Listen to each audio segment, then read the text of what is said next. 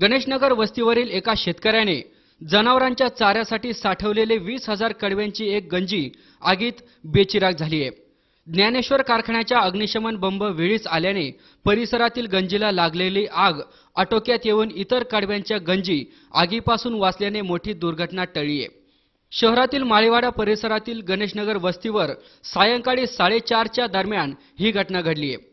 जगन्नाथ रंभाजी घुले यांनी जनावरांच्या चाऱ्यासाठी त्यांच्या वस्तीवर ज्वारीच्या 20,000 कडव्यांची मोठी गंजी साठवली होती।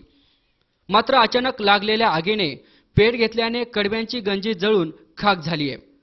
आग विझवण्यासाठी साईनाथ आधाट, बाबासाहेब गोरे, गणेश लिंगे, संतोष घुगे, महादेव गोल्हार, संतोष पालवे, राजू शिंदे आदींनी मदत केली।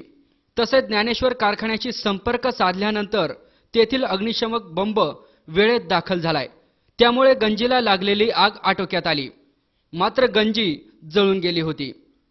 शेजारील इतर शेतकऱ्यांच्या गंजी आग आटोक्यात आल्याने आगीपासून बचावल्याने मोठी हानी टळली आहे।